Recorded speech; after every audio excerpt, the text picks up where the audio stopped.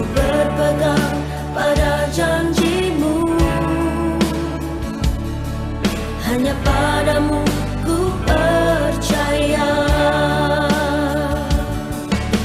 Setiap lutut berteluh menyembahmu Tuhan.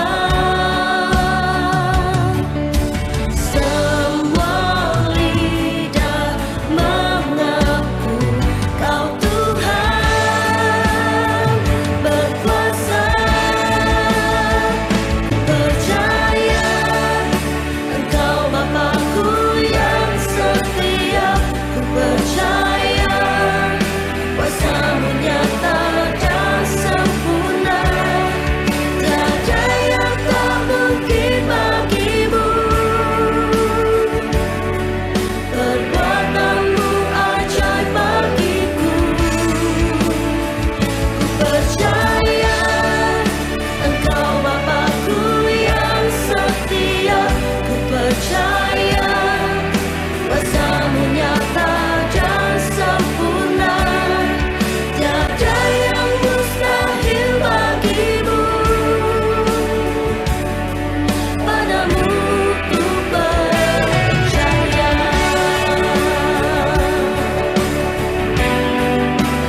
Firman-Mu pelita bagiku, terang bagi jalanku. Ku berpegang pada janji-Mu. Hanya padamu ku percaya. Setiap lutut berteluh menyembahmu Tuhan. Semua lidah mengaku Kau Tuhan berkuasa. Percaya Engkau Bapa-Ku yang setia. Ku percaya kuasa-Mu nyata dan sempurna. Tiada yang tak mungkin bagi-Mu. Perbuatan-Mu ajaib bagiku. Ku percaya Engkau Bapa-Ku yang setia. Ku percaya kuasa-Mu nyata dan sempurna. Tiada yang mustahil bagi-Mu. Padamu ku percaya.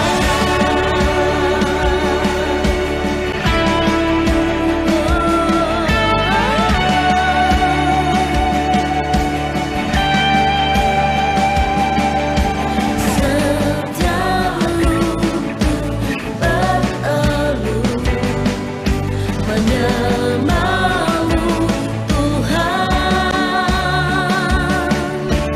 Semua lidah mengaku Kau Tuhan berkuasa.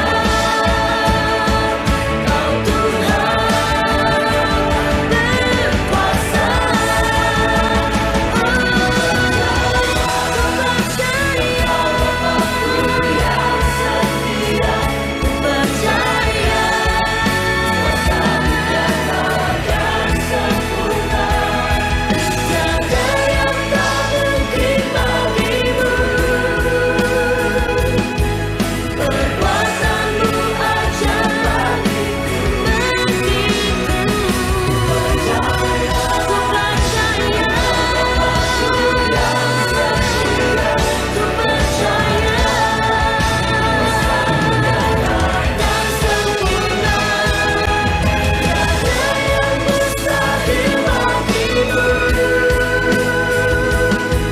Padamu ku percaya. Selamat siang Budi, selamat siang teman-teman semuanya. Shalom. Shalom. Shalom. Ya, senang sekali hari ini kita kembali berkumpul di dalam ruangan Zoom ini. Meskipun kita dari beberapa tempat yang berbeda, tetapi hari ini Tuhan izinkan bagi kita semua untuk bersama-sama bersekutu di dalam persekutuan doa KKIHS. Sekali lagi Shalom. Biarlah damai sejahtera Tuhan selalu menyertai kita semua. Amin. Sungguh alangkah baiknya dan alangkah indahnya jika ada persekutuan yang seperti ini ya. Saya percaya ketika Bapa kita di surga yang melihat kita bersekutu di dalam namanya, anak-anaknya yang berdoa bersama-sama, memanjatkan doa kepadanya, dan juga kita mau lebih dekat lagi kepadanya, pasti dia bersukacita bagi kita semua. Maka dia pun juga telah menyiapkan berkat-berkat bagi kita semua, karena dia mengasihi kita dan dia tahu apa yang kita perlukan. Amin. Amin. Sungguh alangkah indahnya.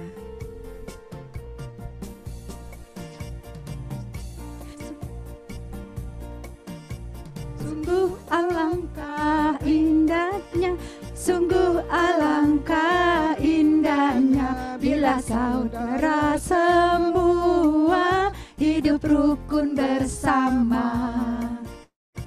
Sungguh alangkah baiknya, sungguh alangkah indahnya bila saudara semua hidup rukun bersama. Seperti minyak di kepala Harun yang kejanggut dan jubahnya turun, seperti embun di bukit Hermon mengalir ke bukit Sion. Sebab di sanalah Allah memerintah agar berkat-berkat-Nya tercurah serta memberikan anugerah Yesus selama-lamanya. Kita ulang sekali lagi, sungguh alangkah indahnya, sungguh alangkah baiknya, sungguh alangkah indahnya bila saudara semua hidup rukun bersama. Seperti minyak di kepala Harun yang kejanggut dan jubahnya turun, seperti embun di bukit Hermon mengalir ke bukit Sion. Sebab di sanalah Allah memerintah agar berkat-berkat-Nya tercurah serta memberikan anugerah hidup selama-lamanya, serta memberikan anugerah hidup selama-lamanya, serta memberikan anugerah hidup selama-lamanya. Mari kita mulai persekutuan doa kita pada siang hari ini di dalam nama Bapa dan Putra dan Roh Kudus. Amin. Selamat siang Allah Bapa, Allah Putra dan Allah Roh Kudus. Puji dan syukur kepadamu Bapa atas setiap berkat-berkat yang boleh kami terima, atas berkat-berkat yang selalu Engkau curahkan bagi setiap kami. Hingga hari ini Bapa, kami Kau izinkan untuk bersekutu kembali, karena kami rindu Tuhan. Kami rindu mengenal Engkau melalui firman-Mu. Kami rindu untuk menyampaikan setiap isi hati kami. Betapa bersyukurnya kami mempunyai Allah yang seperti Engkau. Kami juga rindu untuk merasakan hadirat-Mu di dalam setiap hati kami. Allah Roh Kudus, jamah setiap kami.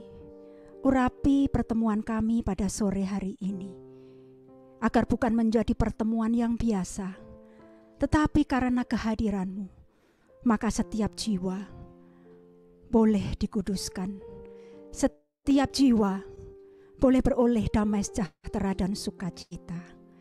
Terima kasih untuk kesempatan ini. Sungguh, sebenar-benarnya kami ini tidak layak di hadapan-Mu. Kami ini manusia yang berdosa. Tetapi karena kasih-Mu yang begitu dalam bagi kami, maka Engkau memberikan putra-Mu untuk menebus setiap dosa kami, sehingga kami menjadi berharga di mata-Mu. Terima kasih Tuhan, terima kasih Bapa, untuk kasih-Mu yang begitu dalam, untuk kasih-Mu yang begitu mulia. Ini kami bersyukur kepada Engkau, mempunyai Allah yang seperti Engkau.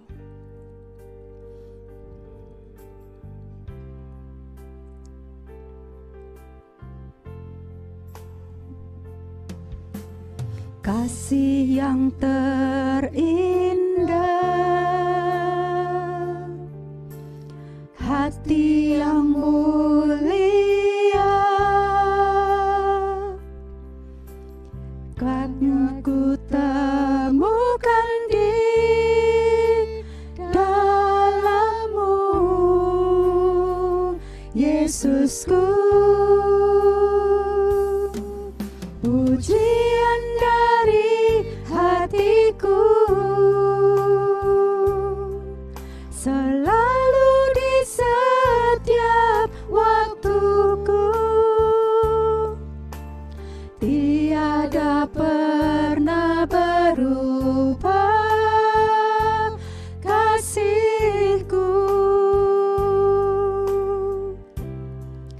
Karya terbesar dalam hidupku, pengorbanan-Mu yang selamatkanku. Engkaulah harta yang tak ternilai, yang ku miliki dan ku hargai. Yesus, Engkau ku kagumi. Kasih yang terindah yang dinyatakan bagi setiap kita, kita bersyukur kepadanya. Kasih yang terindah, hati yang mulia, telah ku temukan di dalam-Mu, Yesusku. Pujian dari hatiku,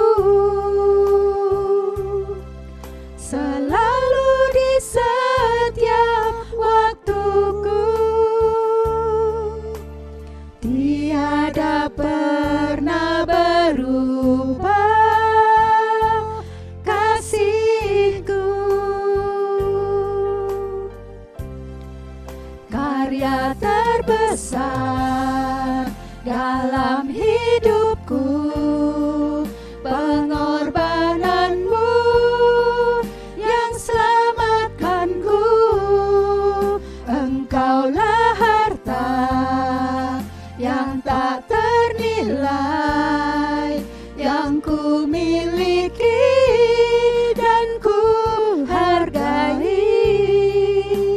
Yesus, Engkau ku kagumi. Harta karya terbesar dalam hidupku, pengorbanan-Mu yang selamatkanku. Engkaulah harta yang tak ternilai, yang ku miliki dan ku hargai. Yesus, Engkau ku kagumi. Yesus, Engkau ku kagumi.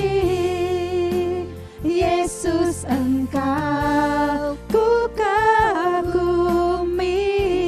Mari kita ucapkan syukur kita kepadanya. Terima kasih Tuhan. Terima kasih Tuhan atas Yesus untuk berkat kasih-Mu. Kami sungguh Pengorbanan-Mu di kayu bersyukur salib kepada bagi Tuhan yang kami. begitu Terima kasih mengasihi Tuhan. kami. Kasih-Mu sungguh sempurna yang bagi berkorban. setiap kami. Tuhan Engkau Allah yang wafat di selalu kayu ada dan salib, menuntun agar kami kami. semua Terima dapat kasih Tuhan, Kau selamat. bukakan jalan-jalan Terima kasih bagi Tuhan kami. atas pengorbanan-Mu. Engkau selalu menggandeng Engkau tangan sungguh kami. Tuhan yang Engkau berikan begitu kami mengasihi kesehatan. kami. Engkau Engkau cukupkan Tuhan yang setiap begitu keperluan keperluan kami. Terima kasih Tuhan. Sungguh kami bersyukur mempunyai Allah yang seperti Engkau, yang begitu peduli kepada setiap kami, yang selalu menyertai jalan-jalan kami. Tiada kasih seperti Engkau Tuhan. Terima kasih Tuhan. Untuk penyertaan-Mu Tuhan. Terima kasih. Karya terbesar dalam hidupku, pengorbananmu yang selamatkanku. Engkaulah harta yang tak ternilai, yang ku miliki dan ku hargai. Yesus, Engkau ku kagumi. Yesus, Engkau ku kagumi. Yesus, Engkau ku kagumi. Mari kita berikan sorak-sorai untuk Dia. Tuhan Yesus, Yesus namanya, Dia yang selalu memberikan kepada kita kemenangan. Di dalam namanya ada jalan keluar. Di dalam namanya selalu ada ketenangan hati. Di dalam namanya ada keselamatan. Di dalam namanya ada pengharapan. Sungguh luar biasa nama Yesus ini ya. Luar biasa. Mari kita mau puji Dia. Karena Dia bukan hanya sebagai penyelamat kita, tetapi Dia juga adalah sobat kita yang sejati.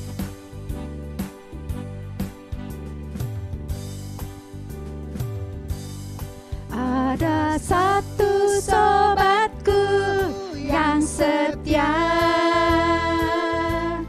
tak pernah Dia tinggalkan diriku.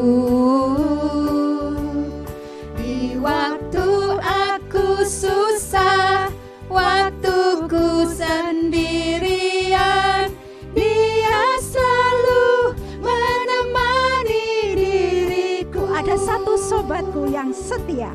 Ada satu sobatku yang setia, tak pernah Dia tinggalkan diriku.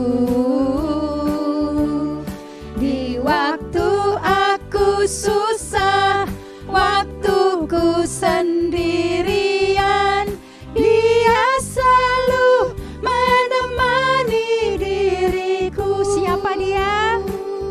Namanya Yesus. Namanya Yesus.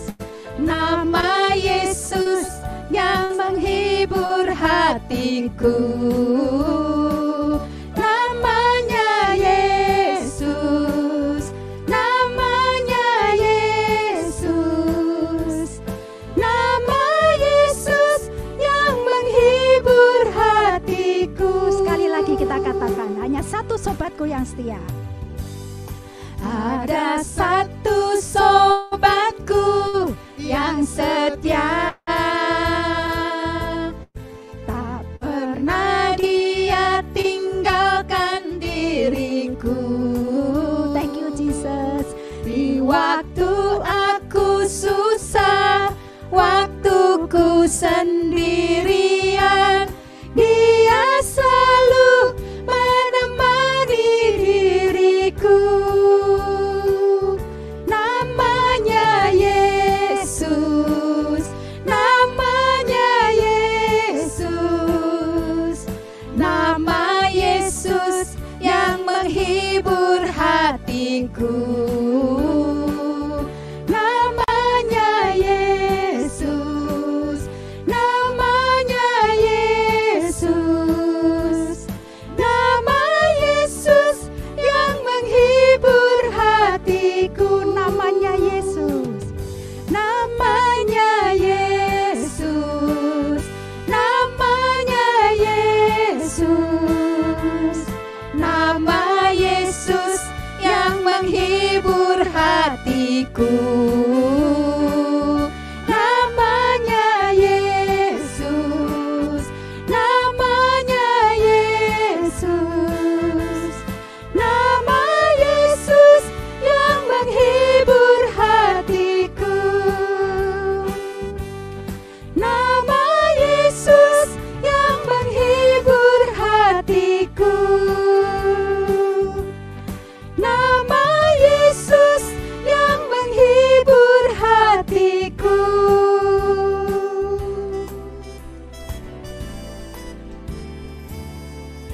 Terima kasih kepada Engkau Yesus yang selalu ada bagi kami. Engkau yang telah mencurahkan darah-Mu bagi setiap kami. Sungguh kasih yang begitu besar yang boleh kami alami di dalam hidup kami. Terima kasih Yesus. Jika pada saat ini, masa-masa Advent ini, kami boleh mengenang kembali kelahiran-Mu. Dan saat ini kami sedang menanti-nantikan kelahiran-Mu. Dan kami telah melihat ketika Engkau hidup di dunia ini, bagaimana apa yang telah Engkau lakukan bagi kami semua. Sungguh besar Tuhan. Biarlah kami mau mengasihi-Mu, karena begitu dalamnya Engkau juga mengasihi kami. Mari kita angkat hati kita. Kita mau masuk lebih dalam kehadirat-Nya. Kita mau katakan, aku mengasihi Engkau Yesus.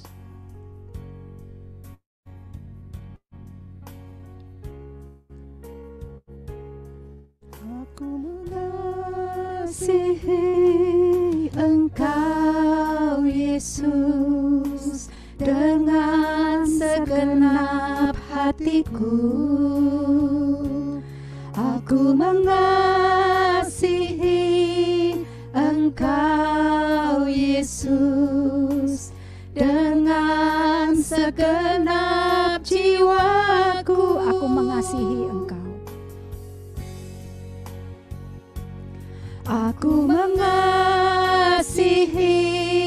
Engkau Yesus dengan segenap hatiku. Aku mengasihi Engkau Yesus dengan segenap jiwaku. Ku renungkan firman-Mu siang dan malam, ku pegang perintah-Mu dan ku lakukan.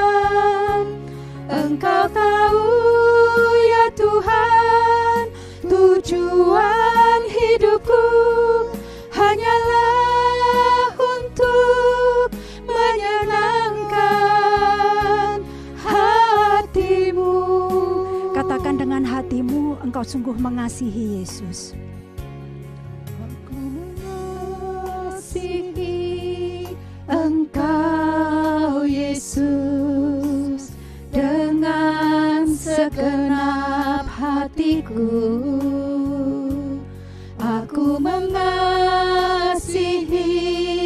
Engkau Yesus dengan segenap jiwaku. Ku renungkan firman-Mu siang dan malam, ku pegang perintah-Mu dan ku lakukan. Engkau tahu ya Tuhan, tujuan hidupku hanyalah untuk menyenangkan hati-Mu.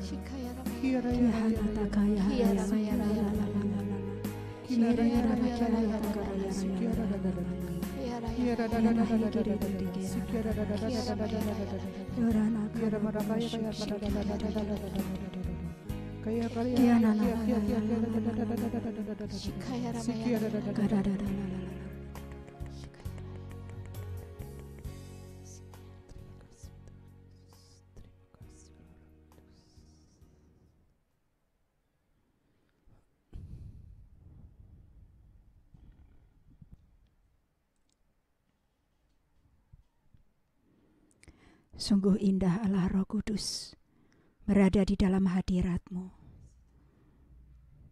Kami boleh merasakan damai sukacita. Kami boleh merasakan kasih-Mu yang begitu dalam bagi kami. Terima kasih Tuhan.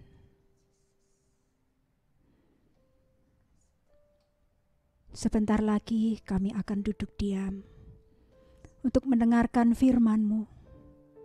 Biarlah Kau urapi kami, pikiran kami, agar Kau mampukan kami untuk mengerti setiap firman-Mu. Kami juga berdoa untuk Budi yang telah Kau kirimkan di tengah-tengah kami. Kami tahu pasti Engkau punya maksud bagi setiap kami. Engkau ingin setiap kami mendengarkan firman-Mu. Engkau ingin hati kami melekat kepadamu. Biarlah Engkau pakai Budi sebebas-bebas-Mu Tuhan untuk mewartakan kabar sukacita-Mu bagi setiap kami, agar kami boleh semakin mengenal Engkau lebih dalam lagi. Terima kasih Tuhan. Terima kasih Allah Roh Kudus. Kami menyerahkan waktu ini ke dalam tangan-Mu. Berkaryalah sebebas-bebasnya bagi setiap kami. Kemuliaan kepada Bapa dan Putra dan Roh Kudus. Seperti pada permulaan, sekarang, selalu, dan sepanjang segala abad. Amin. Silakan Budi. Mungkin memperkenalkan diri dulu ya. Ada yang mungkin belum kenal. Oke, terima kasih Cituti dan tim pujian. Doa-doanya luar biasa. Apa yang dari hati nyampe ke hati. Terima kasih buat supportnya. Ini senang banget ada di sini melihat backgroundnya Cidede ya, di OL ya. Berasa kita bertemu offline gitu ya, walaupun hanya di layar. Tapi ini rasanya kita berjumpa lagi di dalam Kristus. Oke, Bapak Ibu yang dikasihi Tuhan, saya Immanuel Budianto Kusnadi. Saya pewarta dan pengajar dari Shekinah. Saya utusan dari komunitas Mayo, komunitas Pasutri Maria Yosef. Sehari-hari saya juga mendampingi teman-teman Mudika di persekutuan doa di Fiat di Paroki Tomang MBK. Saya punya istri satu, Felicia Yose, dan juga saya punya dua anak, yang satu SD, yang satu SMP. Itu aja ya perkenalan dari saya. Saya senang ada di tempat ini. Senangnya kenapa? Karena di sini banyak orang-orang yang udah lama saya nggak jumpai, ada lagi, artinya mereka ini begitu setia banget. Jadi di tempat lain boleh silih berganti, di tempat ini banyak orang lama bertahan dan terus banyak bertambah yang baru. Oke, aku langsung masuk ke PPT-ku ya. Oke, siang hari ini, siang atau sore hari, karena ada yang beda jam ya, aku akan bawakan tema tentang The Love Triangle. Ini dari Matius 5 ayat 1 sampai 48. Nggak usah khawatir, ini 48 ayat nggak akan kita bacakan siang hari ini ya. Oke, yang pertama aku mau cerita nih. Kemarin itu minggu lalu aku bersama dengan istriku dapat jadwal untuk ngajar MRT. MRT itu membangun rumah tangga di paroki kami. Lalu yang menarik adalah ketika kami tanya, apa sih tujuan pernikahan kalian? Kalian mau menikah kenapa? Ini kan calon menikah ya. Rata-rata jawaban mereka adalah, kami mau menikah karena mau bahagia. Jadi hampir semuanya jawabannya mau bahagia. Terus kalau mau bahagia, jadi mereka ini belajar. Di sini tempat untuk belajar. Nah, pernah satu kali juga, aku ikut retret yang isinya orang sudah menikah. Ada pertanyaan dari si pengajar, di sini siapa yang sudah menikah 15 tahun, 20 tahun, 25 tahun, ya ada beberapa angkat tangan. Terus waktu ditanya, tujuan menikah apa? Sama jawabannya, ternyata nggak berubah dengan calon menikah. Mereka bilang mau bahagia. Lalu si pengajarnya nanya kembali, Bapak 15 tahun menikah, 25 tahun menikah, mau bahagia, hari ini bahagia gak Pak? Lalu mereka nggak bisa menjawab gitu ya, apakah mereka bahagia atau enggak. Nah menarik ya, tujuannya adalah mau bahagia tapi nggak tahu tercapai atau enggak. Bapak Ibu yang dikasihi Tuhan, mungkin kita boleh bertanya kepada diri kita, apakah hari ini kita bahagia?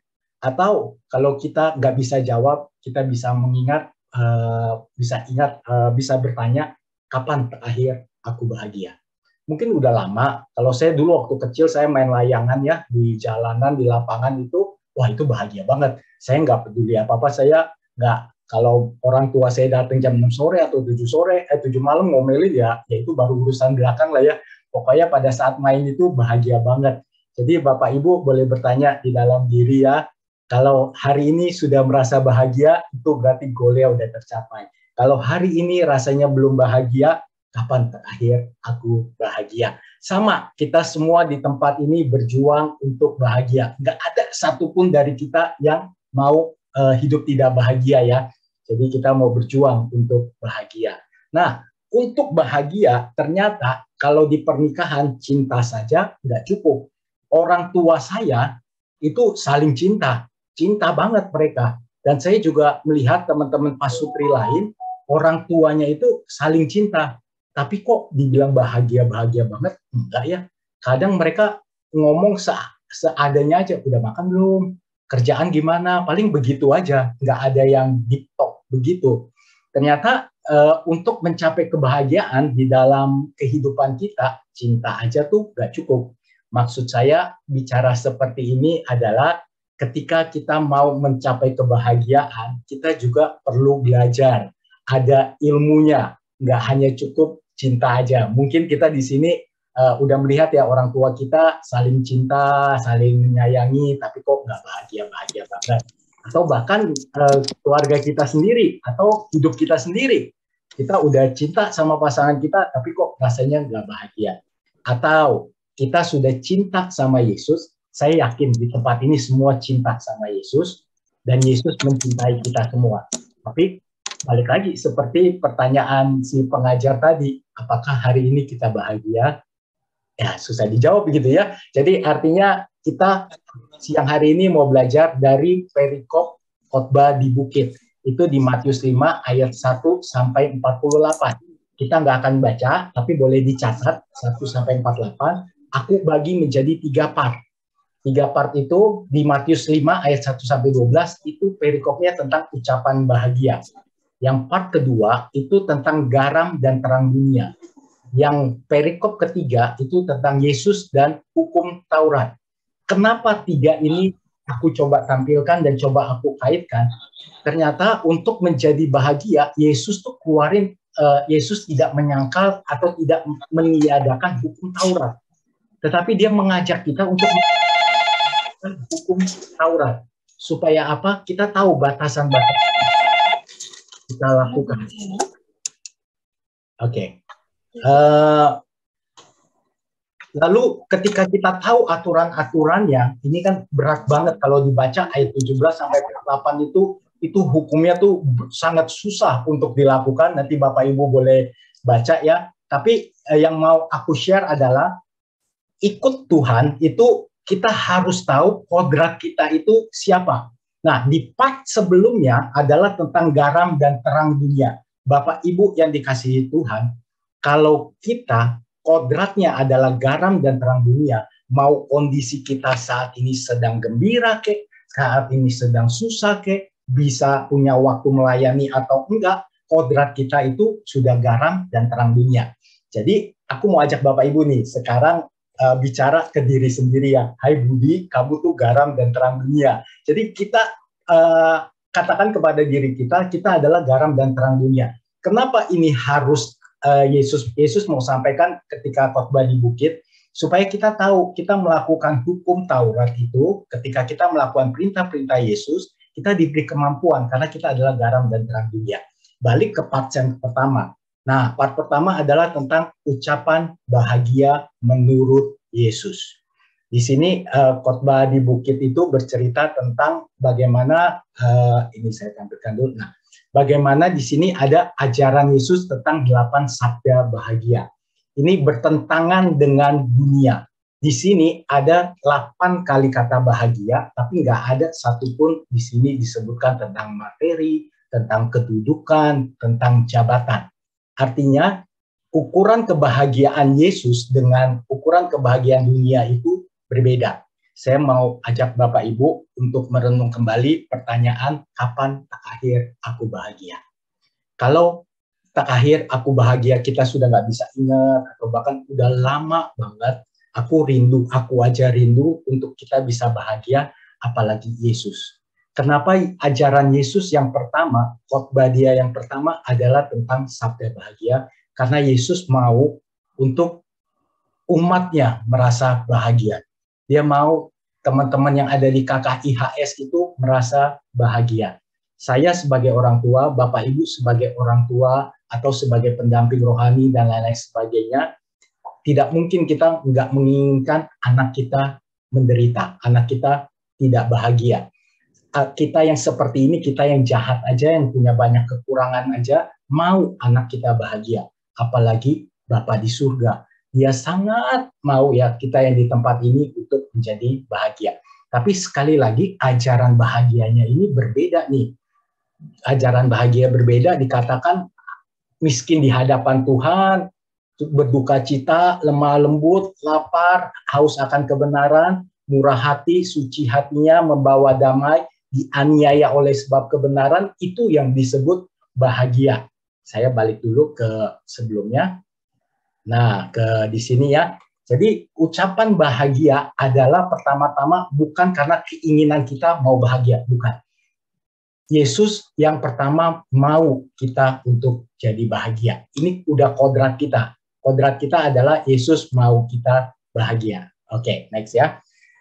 Aku ini barusan pulang beberapa jam lalu dari Oasis Lestari. Artinya ada krematorium ya, ada tadi pagi barusan aku nganterin Romo.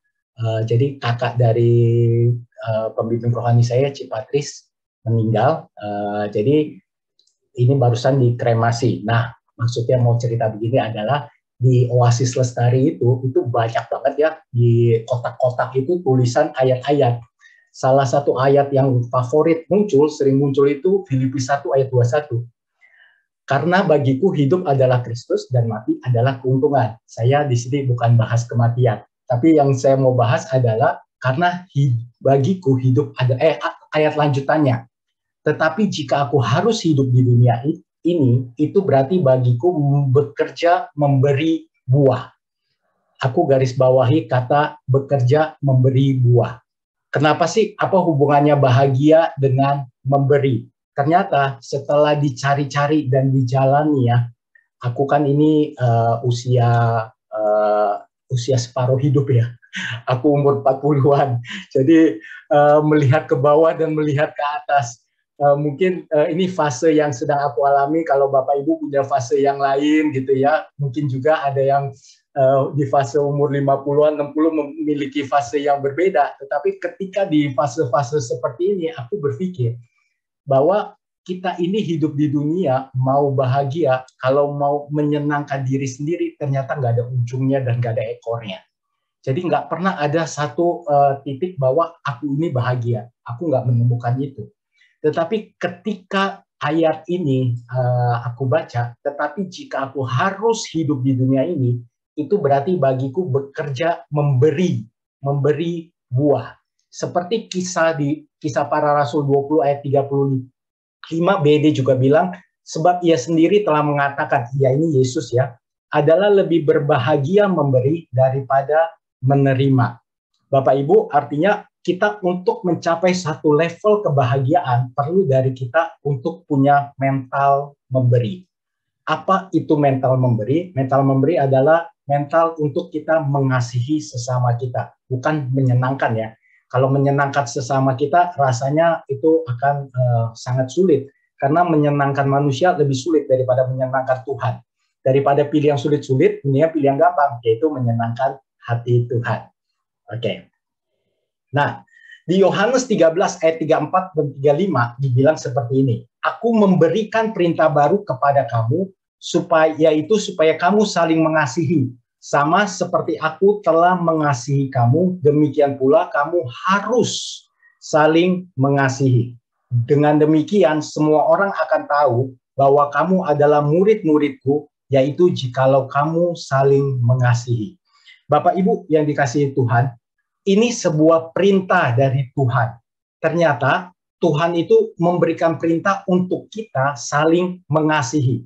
Bukan Tuhan Yesus bilang, ya kamu seharusnya mengasihi. Itu kan nasihat-nasihat manusia. Tapi Yesus bilang, dia memberikan perintah untuk kita bisa saling mengasihi. Tapi ya susah juga ya. Kalau mengasihi keluarga sih ya gampang-gampang aja ya, karena itu orang yang kita cintai. Tetapi bagaimana mengasihi keluarga yang mengkhianati kita? Bagaimana mengasihi orang yang melukai kita? Tapi Yesus bilang, sama seperti aku telah mengasihi kamu. Jadi ukurannya bukan ukuran kita, tapi ukuran Yesus. Jadi Bapak Ibu, kalau kita mau bahagia, mau nggak mau, kita harus belajar mengasihi. Aku mau sedikit cerita. Aku ini orangnya introvert. Walaupun bisa ngomong seperti ini nyerocos, tapi ternyata aku introvert. Kalau jawab WA tuh cuma iya, oke, jempol, seperti itulah. Sampai ada satu ketika teman komunitas bilang, lu kalau jawab kayak gitu panjangan dikit kan? Ya, terus saya panjangin, oke, kayaknya panjang gitu ya, oke, dia makin marah gitu ya. Saya bukan bermaksud nggak mau jawab panjang, tapi memang saya bingung gitu ya untuk kembali menjawabnya gimana. Terus saya renungkan, ternyata dengan jawaban saya yang singkat-singkat seperti itu, ternyata itu melukai orang loh. Ada yang orang bisa, oke ya, begitu efisiennya kamu jawab seperti itu, tapi ternyata itu bisa melukai orang. Jadi itu hanya satu arah. Di situ aku belajar untuk mengasihi dengan cara apa? Dengan cara untuk bertanya kembali. Pertama-tama itu buat orang introvert itu nggak gampang untuk bertanya kembali. Aku belajar untuk kembali bertanya dan memulai percakapan kembali, dan itu ternyata ada buahnya. Ketika mereka mulai berbicara, lu jawabin WA mulai panjang ya, mereka mulai senang gitu ya. Terus dengan hal-hal kecil saja kita mengasihi, seperti kalau di grup itu, kadang-kadang di grup kan ada yang ngomong lalu nggak ada yang respon ya. Terus dengan respon kecil aja itu ternyata kita sudah menunjukkan kasih kita terhadap orang lain. Ternyata untuk mengasihi kita perlu belajar. Yang pertama kalau saya menyimpulkan, kita perlu tahu siapa saya. Jadi aku pun belajar, kita di sini belajar siapakah aku. Aku orang yang introvert. Ternyata bukan nggak mau mengasihi, bukan maksudnya dendam, maksudnya menyakiti orang, bukan. Tapi ternyata dengan keadaan ini, aku tidak mengasihi. Dan supaya seperti itu, ini kan udah dari kecil sampai sekarang kan hidup dengan cara seperti itu ya. Nah, ini adalah tentang penyangkalan diri. Saya ajak Bapak Ibu untuk nggak gampang memang berubah, nggak gampang. Tetapi karena ini perintah dari Yesus untuk kita saling mengasihi. Buntut-buntutnya, saya memang merasa bahagia sih. Saya merasa bahagia ketika mereka mulai merasa dicintai, itu saya mulai merasa bahagia. Bapak Ibu, kita cenderung kita akan terluka, akan nggak bisa lihat gitu. Kalau orang yang kita cintai itu disakiti, itu rasanya udah aku aja yang sakit deh. Kayak orang tua kan seperti itu kan, aduh kalau bisa jangan anakku yang sakit deh, aku aja yang sakit. Nah, sama, kita itu mengasihi juga, jangan sampai orang lain terluka. Jadi kalau aku harus menyangkal, berarti itu adalah satu pengorbanan. Nah, ini yang diajarkan di dalam Sabda Bahagia. Ketika kita belajar untuk menyangkal diri, ternyata kok mulai rasanya ada kebahagiaan. Jadi memberi itu jauh lebih menyenangkan. Nanti kita akan belajar gimana supaya memberi itu nggak exhaustive, nggak kan kalau memberi terus nggak ada pemasukan, kita pasti jadinya minus ya. Nah, pemasukannya itu dapat dari mana? Gitu. Oke, saya lanjut dulu. Ini adalah tentang ajaran Yesus. Ajaran Yesus yang tadi sudah dibacakan, kita bahas sedikit aja satu persatu. Jadi ini adalah tentang Yesus sendiri, tentang Yesus sendiri, bagaimana Yesus itu sudah menjalankan apa yang dia ajarkan. Ini pengajaran Yesus yang pertama. Bapak Ibu, sekali lagi saya mau tekankan, bukan kita yang terlebih dahulu mau bahagia, tapi Yesus yang menginginkan kita semua bahagia. Jadi kalau hari ini kita nggak bisa jawab, apakah aku bahagia, berarti misinya Yesus gagal. Kita sudah membuat Yesus itu gagal. Tujuan Yesus adalah membuat kita bahagia. So, supaya misi Yesus berhasil, kita belajar apa sih yang membuat kita bahagia. Yesus bilang, berbahagialah orang yang miskin di hadapan Allah. Bukan miskin hidupnya ya, bukan. Tapi miskin di hadapan Allah. Jangan identik dengan materi, tetapi orang miskin itu kan hanya mengandalkan satu-satunya kehidupan dari orang lain. Dia nggak mengandalkan kepandaiannya, dia nggak mengandalkan tabungannya, nggak mengandalkan relasinya, tapi karena dia hanya punya satu aja yang dia andalkan. Jadi Yesus juga belajar, Yesus juga mau kita seperti itu. Lalu berbahagialah orang yang berduka cita. Kita nggak pernah tahu rasanya dihibur kalau kita nggak pernah berduka cita.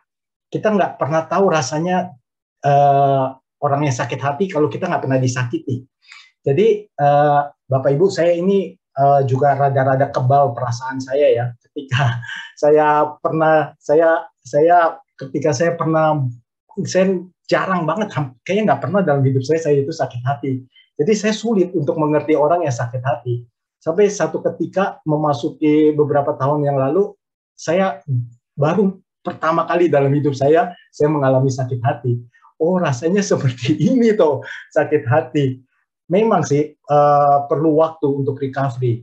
Tapi buat saya jadi bersyukur saya sakit hati karena saya mengerti bagaimana rasanya sakit hati. Ketika saya mengerti bagaimana rasanya sakit hati, saya mengerti apa rasanya dicintai. Bapak Ibu, di balik semua peristiwa dalam hidup kita selalu ada yang mendatangkan kebaikan. Jadi ini mungkin kita sudah lama mendengarkan tentang Matius 5 ini, ucapan bahagia. Tetapi kadang-kadang ada peristiwa hidup kita baru ke-recall gitu. Oh iya, berbahagia yang berduka cita, yang sakit hati gitu ya. Karena kita akan dihibur. Lalu yang lemah lembut karena akan memiliki bumi. Jadi lemah lembut adalah sebuah mindset dimanapun kita berada, kita menjadi pribadi yang lemah lembut. Karena orang yang lemah lembut itu cenderung disukai oleh Tuhan. Apalagi sama manusia, dia juga disukai. Lalu lapar dan haus akan kebenaran. Ini mah udah dipraktekin sama teman-teman KKIHS ya. Ada di tempat ini adalah suatu wujud dari hasrat lapar dan haus akan kebenaran. Maka mereka akan dipuaskan. Percayalah bahwa kita ini dipuaskan. Imani aja bahwa kita akan dipuaskan. Dipuaskan itu seperti apa sih? Kok rasanya ada lega ya habis puji-pujian tadi dibawain sama Cituti sama tim pujian. Kok ada lega ya habis dengerin firman. Nah, itulah kelegaan, itulah kepuasan yang kita terima dari lapar dan haus kita. Orang yang nggak pernah merasa lapar dan haus, dia nggak pernah tahu rasanya kenyang. Jadi dia taunya yang dia nggak pernah ngalamin itu, pokoknya kondisinya seperti itu aja.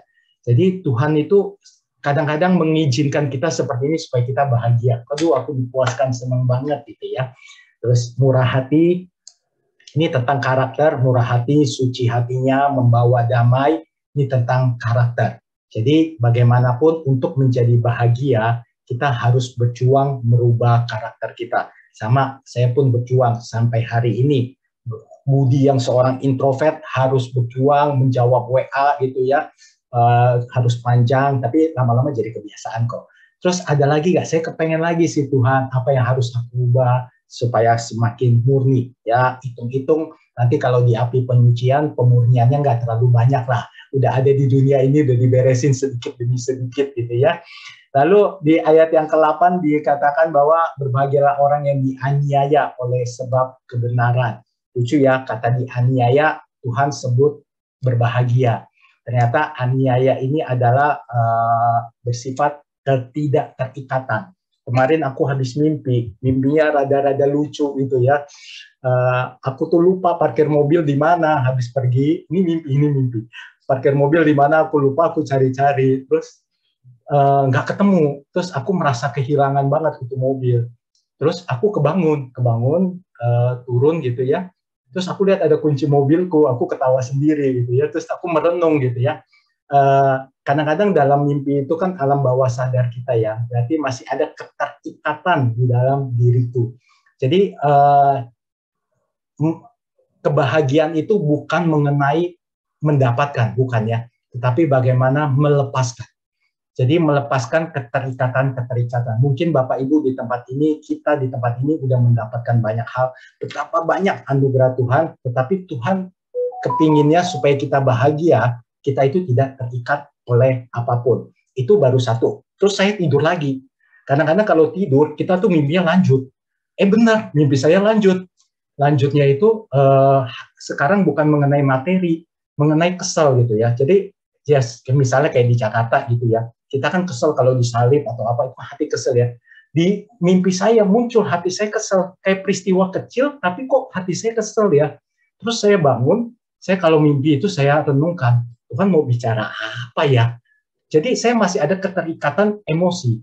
Jadi Bapak Ibu, mungkin kita dalam hal-hal kecil kita nggak menyadari ada keterikatan-keterikatan kecil seperti itu, kita belajar untuk melepaskan.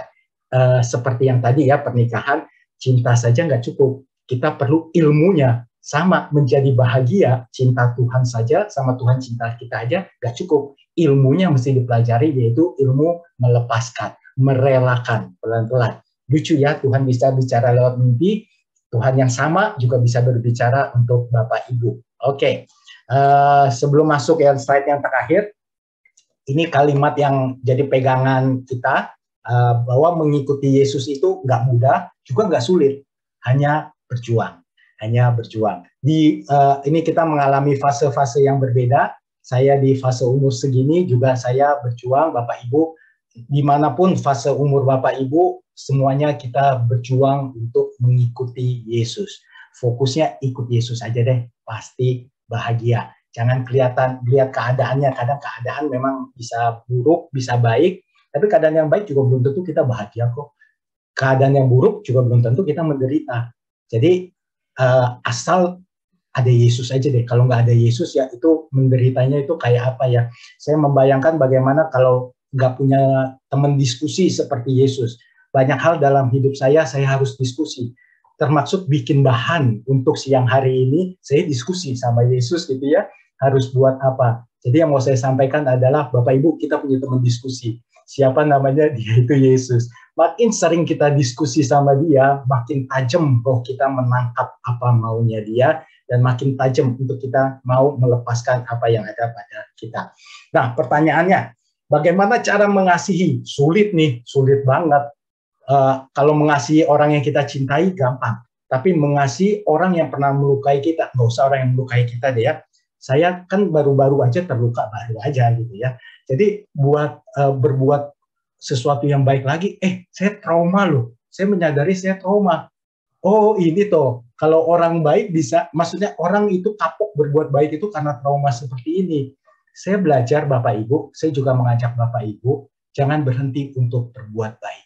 Jangan berhenti untuk berbuat baik. Mungkin pengalaman Bapak Ibu lebih banyak, mungkin Bapak Ibu sudah mengalami asam garam, tetapi jangan pernah berhenti untuk mencintai, untuk mengasihi, karena itu perintah.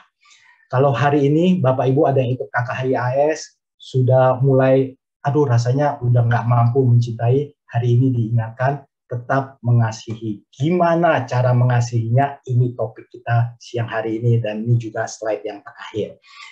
Untuk mencintai orang, kita itu nggak mampu mencintai sendiri. Kayak Yesus bilang, ampunilah 70 kali 7 kali. Gimana sih? Nggak mungkin lah ya. Emang nggak mungkin kita mengampuni seperti itu. Tapi Yesus, karena ada Yesus itu, jadi sempurna. Jadi bisa. Gimana sih kita mencintai sesama kita yang begitu menyakiti? Kayaknya nggak bisa. Ini yang tanah warna biru adalah bagaimana kita harus mencintai sesama kita, itu nggak mungkin kita bisa mencintai tanpa kekuatan Tuhan. Jadi panah biru yang nomor 1, kita harus ambil kekuatan dulu dari Tuhan, baru kita mencintai sesama kita. Contoh ya, saya sama istri saya. Kalau istri saya lagi capek, saya juga lagi capek, saya suruh, ya saya cinta sama istri saya. Untuk mengasihi, untuk mengasihi itu berat. Kenapa? Karena fisik lagi letih atau hati lagi letih. Saya seringkali menyadari kalau saya lagi berantem, bukan berantem lah, selisih pendapat sama istri saya akan cek. Yang pertama, saya bukan cek istri saya kenapa nih, apa dia lagi lagi kenapa gitu ya. Kadang-kadang mood cewek itu kan berubah gitu ya. Tapi yang saya cek itu pertama adalah jam doa saya. Seringkali ketika keadaan emosi kita itu tidak baik, itu yang perlu kita cek adalah jam doa kita keadaannya tidak baik. Artinya ini love triangle-nya itu nggak jalan. Saya nggak ambil kekuatan dari Yesus untuk saya mampu bagikan. Ingat bagaimana kita harus mengampuni 70 kali 7 kali itu nggak mungkin. Tapi kita harus hadirkan Yesus dulu, baru kita bisa mengampuni, baru kita mengasihi. Ini sedikit tips bahwa ketika kita bertemu orang yang sulit, bolehlah kita untuk mengambil kekuatan dari Tuhan.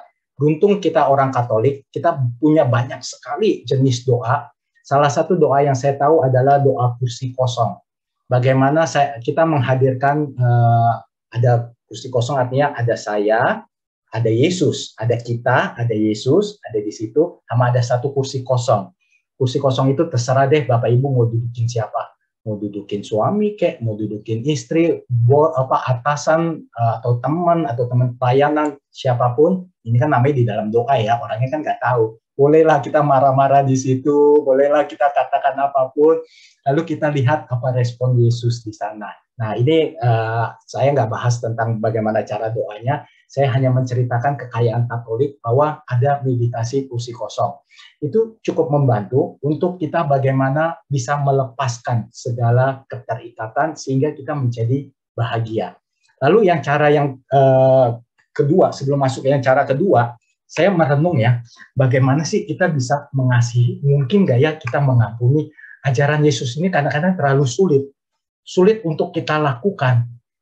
Apalagi itu yang pertama yang Yesus dan hukum Taurat ya, itu sangat sulit untuk dilakukan. Tetapi di Kejadian 1 ayat 26a ini boleh menjadi pola pikir kita sehingga kita bisa mengasihi.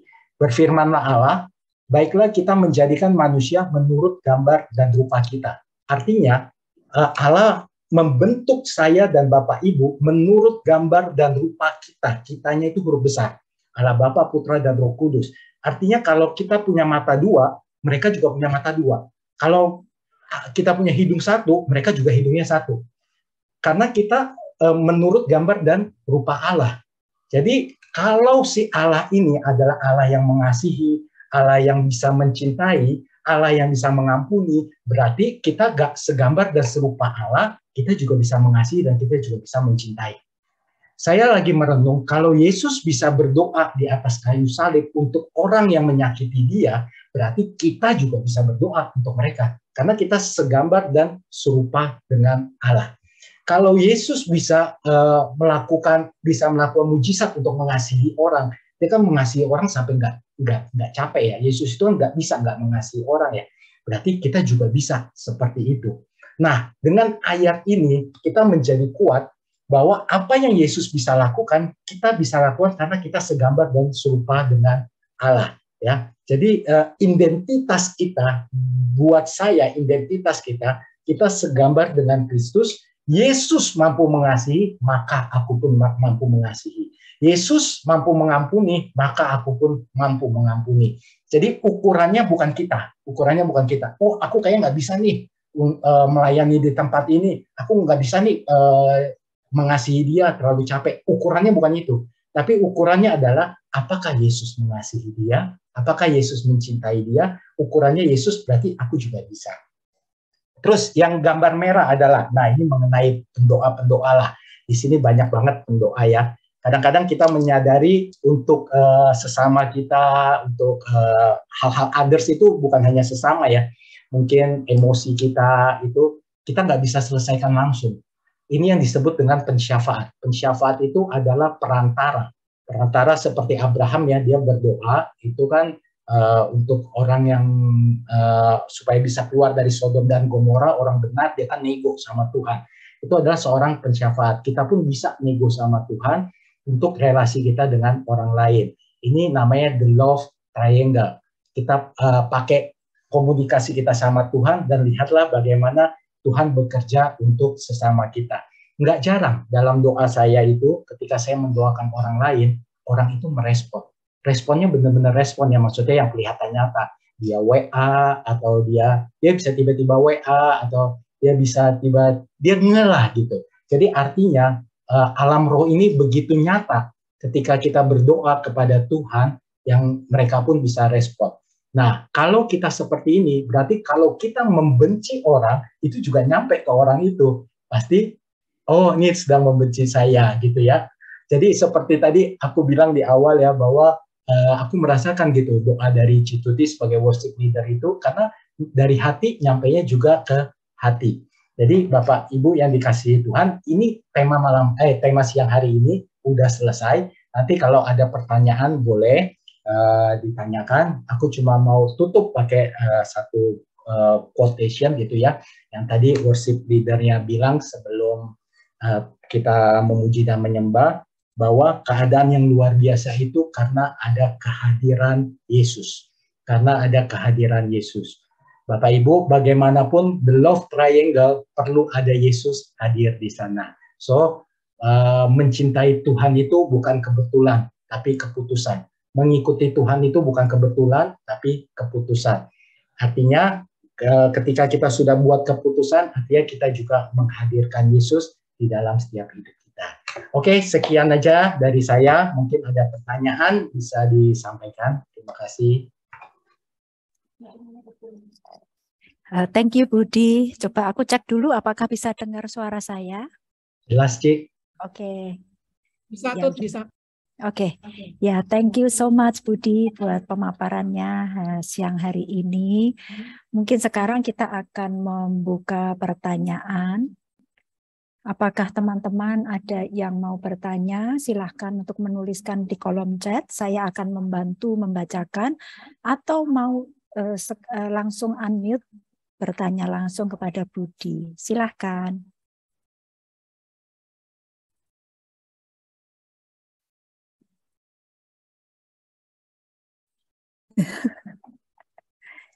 Malu-malu. Tadi sambil menunggu ya Budi dan teman-teman semua. Tadi mendengarkan penjelasan dari Budi sebetulnya berat ya. Sangat berat gitu untuk mengikuti Yesus, itu nggak mudah ya. Memang hampir tidak mungkin gitu ya sebagai manusia. Betul nggak Budi? Betul, Cik. Betul banget ya. Aduh, tapi Budi hebat juga ya, nggak pernah merasakan sakit hati. Itu nggak hebat, Cik. Kok bisa gitu bertahun-tahun? Padahal kan dari kecil biasanya udah ada lah ya, sakit hati itu nggak usah dipelajari, udah merasa sendiri. Iya, jadi itu juga menarik ya, Cik Tuti ya, bagaimana Tuhan izinkan aku tuh belum pernah mengalami sakit hati, karena Tuhan izinkan untuk aku mengetahui kebenaran dulu, lalu aku sakit hati. Berarti ada proses mengolah. Mungkin kalau dulu udah sakit hati dulu baru tahu kebenaran, itu kan jadi bisa marah ya sama Tuhan ya. Tapi ya bersyukurlah bahwa ya kan setiap orang punya perjalanan hidup berbeda-beda ya, Bapak Ibu, berbeda-beda perjalanan hidupnya. Tapi yang paling menarik adalah ketika perjalanan hidup itu diolah. Jadi ketika kita mengolah, kenapa sih ya Tuhan izinkan ini dulu. Jadi yang buat menarik itu Cituti. Makanya buat aku jam doa itu semakin lama semakin menarik karena kita mengolah. Padahal untuk berdoa juga banyak halangan. Kadang-kadang untuk berdoa kan juga banyak halangan. Ada malesnya, ada kok rutin ya tiap hari. Seperti itu ya, mengalahkan diri sendiri. Ya, thank you Budi. Ya, maka bisa meniru. Itu tentang jam doa juga aku banyak merenung ya. Kadang-kadang itu dulu waktu zaman masih anak-anak masih kecil, aku lihatin istriku, nggak mungkin sih punya jam doa. Nggak mungkinnya kenapa? Karena menyusui, terus ngurusin makanannya, di blender, dan lain sebagainya. Kalau ya satu-satunya bisa doa tuh kalau anaknya tidur. Iya, kalau dianya nggak capek. Kadang-kadang kalau anaknya tidur, ikut tidur juga. Jadi aku bertanya ya sama Tuhan ya, kadang orang yang seperti itu rasanya nggak adil ya, mereka mau berdoa tuh susah. Tapi ternyata doa itu ya ini untuk dijadikan, maksudnya untuk mindset aja ya. Doa itu tidak melulu kita duduk diam, tetapi membangun relasi 24 jam. Men-set pikiran kita untuk selalu tertuju pada Tuhan. Jadi apa-apa tanya Tuhan selama 24 jam, itu yang aku alami. Jadi disitulah ada sebuah relasi dengan Tuhan. Jadi mau apa-apa tanya Tuhan, itu udah doa 24 jam sih. Ya, thank you. Masih belum ada pertanyaan? Ada yang mau bertanya langsung? Iya, silakan.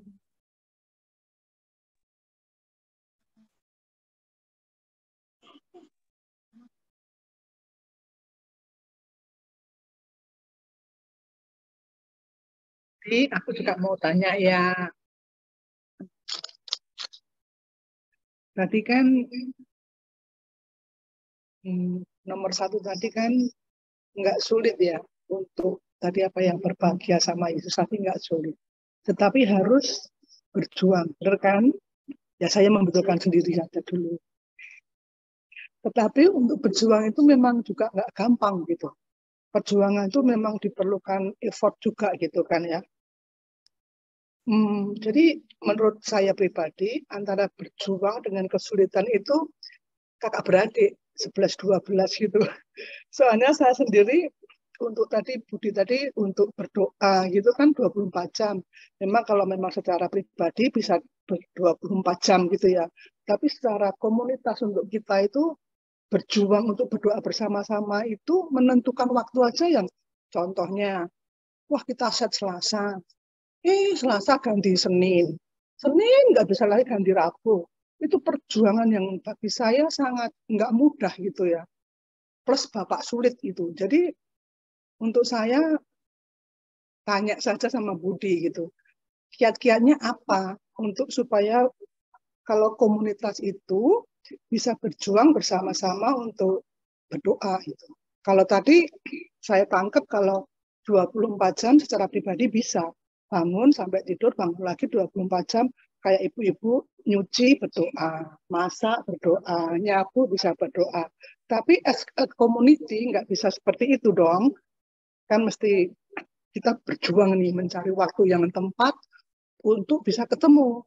Terus bukannya untuk nanti kalau misalnya kan nggak apa-apa 1, 2, 3 orang berkumpul. Itu bagi saya bukan suatu alasan yang tepat. As a community, kalau memang harus berdoa ya kita berjuang untuk bersama-sama kita berdoa gitu. Cuma saya sorry kalau panjang ya, minta kiat-kiatnya sama karena saya kenal Budi juga mungkin dari offline sudah sering ke PD. Selama Ibu Dede saya kenal Budi gitu. Saya baru bilang sama Cituti, ini Budi kok sekarang kok ganteng ya? Tambah umur kok tambah ganteng, tambah bersih, tambah wibawa. Saya bilang begitu sama Cituti tadi. Nah, terus ini saya tanya gitu, kiat-kiatnya itu bagaimana gitu. Thank you. Thank you Bu, aku senang banget sama pertanyaan ini ya Bu ya. Bu tenang, ini nggak dialami sendiri Bu. Hampir semua komunitas mengalami seperti ini Bu. Bahkan Musa pun mengalami seperti ini ketika dia berdoa, dia naik ke atas Gunung Sinai, dia turun itu umatnya malah bikin patung berhala. Mereka itu malah seperti itu. Jadi dari dulu tuh sudah seperti itu. Nah kalau aku menjawab ini mungkin aku jawab dari pengalaman aja ya Bu ya. Jadi bagaimana di komunitasku ini memang sulit untuk kita berkumpul bersama berdoa. Pada saat udah kumpul berdoa, ini aku cerita perkumpulan doa syafaat ya Bu ya. Ketika kita kumpul syafaat, udah doa nih ya, terus selesai syafaat kan kita sering evaluasi ya, gimana doanya? Oh doanya aku rasain gini-gini, rasanya aku dapat urapan dari Tuhan bla bla bla. Ini yang ngomong nggak 1-2 orang Bu, banyak. Terus saya lagi berpikir, ini kan kita syafaat ya, syafaat kan doain orang ya. Kenapa lu curi urapan? Ini kenapa di sini you malah ngambil kekuatan? Harusnya kan ngambil kekuatan itu di doa pribadi. Nah, ketika kita membiarkan doa syafaat seperti itu, kegiatan doanya mulai berkumpul, orang-orang mulai berkumpul datang, mulai sering datang. Nah, ternyata ada gula, ada semut. mereka dapat urapan, mereka datang. Kalau disuruh syafaat, mereka nggak datang. Jadi dibebaskan seperti itu, akhirnya terbentuk mereka doa seperti itu. Tapi kan nggak bisa lama-lama mereka makan bubur ya. Artinya mereka juga harus makan keras.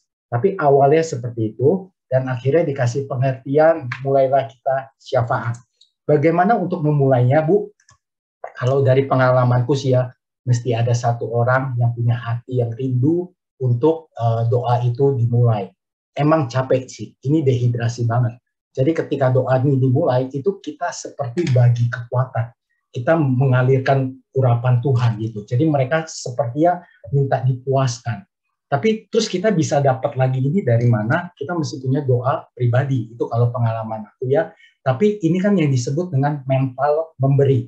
Jadi walaupun doa bersama, tapi mentalnya mental memberi. Tapi kalau semua nih sudah dalam kondisi seperti ini, lalu kita berkumpul berdoa, wah itu enak banget. Enak pakai banget karena sudah satu hati, nggak hanya satu hati, satu roh. Kalau satu hati aja kan ya kita menyembah. Tapi kalau udah satu roh, satu hati, satu roh itu udah nggak ada yang colong-colongan urapan istilahnya, semua ngambilnya dari atas. Semoga menjawab ya Bu ya. Memang berjuang, kami pun berjuang untuk memulainya. Tapi nanti ada masanya hilang lagi, ada gitu ya, dengan kesibukan mereka hilang lagi, balik lagi seperti itu. Ya belajar dari perjanjian lama, Musa pun mengalami seperti itu, Yesus pun juga mengalami seperti itu. Semoga menjawab. Thank you Budi. Ya, thank you Bu Diani yang udah bertanya. Udah masuk beberapa pertanyaan, saya bantu jawab, saya bantu membacakan. Dari Ibu Lucy, Budi mau tanya bagaimana metode bisa berdoa 24 jam. Mungkin bisa dijelaskan sedikit, kan berarti 24 jam berdoa gitu ya. Silahkan Budi. Thank you Bu pertanyaannya. Ini aku jawab dari pengalamanku aja ya, bahwa nggak ada sih catatan metode doa 24 jam. Ini hanya karena dari pengalaman aja. Kenapa disebut 24 jam? Aku berusaha untuk pikiran kita ini selalu tertuju pada Tuhan. Jadi apa-apa kalau kita fokusnya pada Tuhan, akhirnya kita berbuat sesuatu untuk orang lain, kita tertuju sama Tuhan. Kadang-kadang di dalam keadaan sulit bukan keadaan, situasi sulit, aku sering berpikir seperti ini, what would Jesus do? Kalau seandainya Yesus ada di sini, dia buat apa sih? Nah, kadang-kadang hal seperti itu yang aku lakukan. Tapi kadang aku hanya mengikuti hati aja, kadang rasanya kok Tuhan begitu dekat ya. Nah, di situ aku naikin pujian. Kadang pujian itu nggak harus kita menyanyi gimana kok. Dalam hati pun kita bisa bernyanyi. Terus juga di dalam keheningan. Ini mungkin berkaitan dengan doa hening ya. Hening itu kan bukan suasana di luar, bukan. Hening adalah suasana di hati. Kalau lagi sepi tapi suasana batin kita ribut, itu bukan hening. Tapi kalau kita lagi di pasar, ribut apapun, hati kita tenang, itu hening. Jadi doa hening adalah suasana hati. Jadi doa 24 jam buat aku juga bagaimana kita men-set hati kita selalu dalam keheningan. Gitu. Semoga menjawab. Ini perlu latihan terus-menerus dan juga perlu sharing di sini. Kalau di sini pendoanya banyak lah ya. Gunanya sharing adalah ya seperti yang tadi Ibu Feria katakan ya, berjuang itu kan susah ya, tapi nggak sedikit berkurang susahnya kalau kita bisa punya teman sharing. Semoga menjawab ya. Ya, thank you. Bu Lusinya udah menjawab. Terima kasih Budi untuk sharingnya. Saya mau menambahkan atau menanyakan sedikit lagi nih. Yang tadi bilang 24 jam itu apakah bisa artinya begini ya Budi? Kan kita ini seharian kan melakukan aktivitas gitu kan. Nah, doa-doa yang singkat itu apakah juga termasuk ini? Misalnya kita mau ada hal-hal mungkin lagi di jalan ya, kita lagi bingung nih. Aduh, saya harus ke sini dulu, yang mana dulu ya. Nah, kayak gitu-gitu apakah bisa itu kita anggap sebagai doa komunikasi gitu sama Tuhan? Tadi bilang kan nggak ada orang di sebelah saya nih, saya jadi ngomongnya sama Tuhan. Apakah gitu bisa dianggap doa itu? Iya, Kalau sepengalaman saya Cituti, selama kita mengarahkan hati kita, pikiran kita kepada Tuhan, itu komunikasi buat aku itu udah doa. Walaupun misalnya atau kalau aku cuma ibaratnya gini, kadang-kadang kita berkumpul doa rosario, tapi pikiran kita melayang kemana-mana, itu buat aku bukan berdoa. Jadi berdoa itu adalah ketika pikiran dan hati kita terarah sama Dia. Jadi obrolan singkat di mobil aja, itu buat aku adalah sebuah doa. Semoga menjawab ya, Cik. Ya, thank you ya Budi buat konfirmasinya. Oke, ada pertanyaan selanjutnya dari Ibu Christine. Tadi Pak Budi bilang kalau istri lagi nggak mood, Pak Budi harus mengecek jam doa Pak Budi. Bukankah nggak mood itu adalah hal natural dari karakter manusia, Pak? Mungkin saja istri Bapak sedang dengan tidak mood ini malah bisa membuat lebih baik. Ya, maaf bila salah menangkap. Iya, thank you pertanyaannya. Ini mantep pertanyaannya ya. Jadi mungkin aku mau cerita aja ya. Kadang perbuatan orang lain dengan perbuatan yang sama itu kita menjadi nggak terluka. Tapi dengan perbuatan yang sama di waktu yang berbeda kita bisa jadi terluka. Jadi itu yang disebut dengan kondisi hati. Kondisi hati. Aku selalu berusaha cek terlebih dahulu ya. Kalau hati kita benar, ya udahlah. Memang kalau ada hal-hal yang menjengkelkan seperti itu, diolah lagi. Tapi kalau memang hati ini lagi nggak benar ya, perbanyak jam doa. Buat aku, kalau aku mudah terluka, mudah khawatir, itu berarti tolak ukurnya adalah kita kurang berdoa. Dari mana kita tahu kita itu sudah cukup berdoa atau enggak, kita sudah nggak khawatir lagi, kita nggak mudah sakit hati, itu jam doa kita udah cukup. Nanti kalau jam doa udah cukup, kita doa terus, itu akibatnya apa? Akibatnya kita mau memberi. Kita kan defisit, nggak defisit kan, kelebihan kan.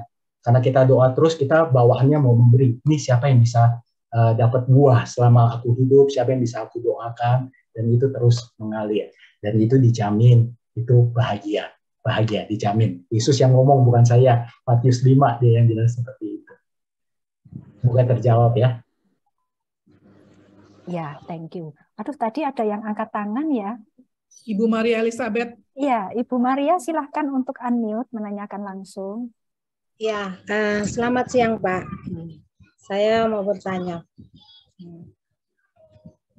Suatu saat ada orang yang menyakiti saya berusaha untuk mengampuni, tetapi dia selalu nggak saudara, nggak keluarga, teman.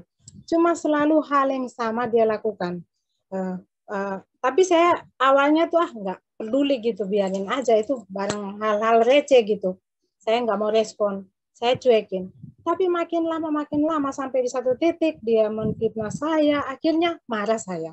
Manusia saya dengan kedagingan ya, saya marah. Marah apa? Saya pingin mau nyamperin dia, terus mau bertanya, kenapa kamu memfitnah saya? Tapi dalam hati kecil saya berprinsip, kan dia seperti dia memberi saya barang, saya nggak terima, kan barang itu kembali ke DE. Ya sama seperti bahasa kata-kata yang dia keluarkan kan. Tapi hati kecil saya itu berontak. Saya marah. Benar saya marah kali ini, saya marah yang sudah nggak terbendung. Saya nggak bisa menguasai diri saya. Akhirnya saya memutuskan untuk tidak menyapa. Begitu bertemu, kalau dulu meskipun dia ngerasani saya tetap biasa aja gitu. Meskipun ada yang bilang, dia loh bilang kamu gini-gini, cuekin aja. Tapi kali ini saya berkeras hati untuk tidak menyapa. Benar, saya tahu. Saya minta ampun sama Tuhan. Saya sampai bilang, Tuhan, saat ini benar. Kasih-Mu saya tidak nyimpan di hati saya. Ini saya tetap berada di zona nyaman diri saya. Saya minta ampun Tuhan. Dengan berjalan jedanya waktu, dia bertanya kepada orang-orang, kenapa sih orang itu kok nggak nyapa saya? Akhirnya saya bilang, kenapa? Bilang saja, saya tahu apa yang sedang dia lakukan pada saya itu. Dia ngerasani saya, fitnah saya. Sekarang saya tahu, dan hari ini saya berkeras hati. Saya tahu Tuhan marah, tapi hati kecil saya tidak bisa memaafkan. Kali ini saya sakit. Akhirnya berjalan waktu, dia menyapa saya. Tiba-tiba dia menegur saya gitu. Ya saya membalas menegur. Cuma bagaimana caranya Pak ya? Sampai hari ini kalau ketika kami bertemu tidak berpapasan, misalnya saya yang melihat dia, dia tidak melihat saya tidak bakal menegur dia. Tapi kalau misalnya pas dia lihat saya, ya saya hai. Tapi kalau pas dia tidak lihat, ya saya nyelonong. Saya rasanya apa-apa cara, bagaimana cara supaya saya bisa. Karena kali ini benar-benar kata-kata yang dia keluarkan itu nyakitin. Memang saya tahu saya dosa, saya salah karena saya berada di zona nyaman diri saya. Tapi ya saya minta pencerahan bagaimana caranya sehingga saya betul-betul lepas kali ini. Saya benar-benar mengampuni seperti Tuhan Yesus bilang 70 kali 7 kali itu. Apa prosesnya, caranya? Iya Bu, wah ini luar biasa ya Bu ya, ini luar biasa banget orang yang tahu kebenaran tapi ada konflik di dalam hatinya ya. Memang doa itu seni sih ya, buat saya doa itu seni. Artinya kalau ada hal-hal yang seperti ini kita bisa buat ini pengalaman aku aja ya Bu ya, ini jujur di hadapan Tuhan. Jadi kita mungkin bisa bilang sama Tuhan, kita tahu alasan kita nggak menyapa dia itu kenapa, karena belum kuat Tuhan saya menyapa dia, bukan karena saya membenci dia, bukan. Jadi saya tidak menyapa karena saya belum kuat, jadi nggak ada proses hati yang membenci di situ ya. Ini memang Bu proses yang harus dijalankan. Ketika harus buat seperti ini, tahu kebenaran, tahu mana yang benar, tapi dijalanin kok sakit ya. Nah, disinilah Yesus diperlukan. Ini golden triangle, bukan golden triangle, love triangle. Itu diperlukan, cinta segitiga itu. Kalau pakai kekuatan kita, nggak mungkin. Sampai kapanpun, nggak mungkin kita bisa. Tapi kita perlu pakai konsep ini, konsep cinta segitiga ini. Tuhan berikan aku kekuatan untuk mencintai orang ini. Bu, saya ngomongnya gampang Bu, tapi dilakukan sulit. Tapi sulit bukan berarti mustahil, bukan. Tapi kita berjuang untuk sampai ke titik itu. Nah, perjuangan itulah yang disebut kesempurnaan. Kalau di SHDR kan ada dibilang yang bahwa menjadi serupa dengan Kristus. Menjadi serupa dengan Kristus adalah proses kita menuju ke sana. Itu adalah kesempurnaan. Sampai mati pun kita proses ke sana. Jadi kalau dengan menyadarinya saja, berdoa dengan jujur Bu, itu sudah cukup Bu. Kalau rasanya hati nggak bisa menyapa, ngomong aja sama Tuhan. Kita tahu alasannya bukan karena kita membenci dia. Tuhan itu nggak pernah benci objek ya. Seperti wanita yang ketahuan berbuat zina, Tuhan nggak pernah benci. Yang dia benci adalah perbuatan dosanya. Kalau kita masih punya dendam, terus kita sapa sama Tuhan, itu malah lebih salah sih Bu, menurut saya. Kalau itu jadi kita menyimpan dosa ya. Tapi kalau kita mengasihi orang itu, kita nggak sapa kita karena kita tahu alasan dibalik kita tidak sapa. Semoga menjawab Ibu. Terima kasih banyak Pak jawabannya. Saya akan berjuang bercoba.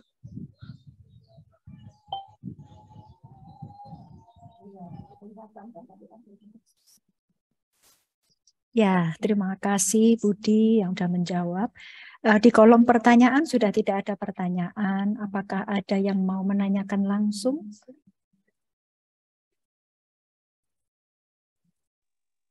Atau mungkin mau sharing? Tuti, aku tambahkan ya. Siapa ini ya? Bu Shirley ya? Yo. Ya, silakan Bu. Kameranya Bu, kalau bisa dibuka. Jangan dong, belum mandi. Jangan keras-keras.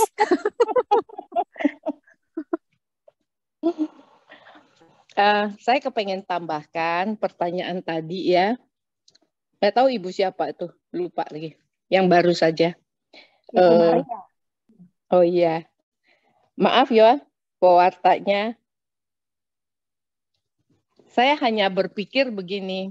Kadang memang ada kesulitan kita di dalam mengampuni, tetapi kita juga mesti lihat kembali. Mungkin saja itu seizin Tuhan untuk melatih kita agar kita sungguh-sungguh dapat mengampuni dengan benar. Jadi, tadi yang dikatakan benar oleh pewarta, benar, itu jalan yang terbaik.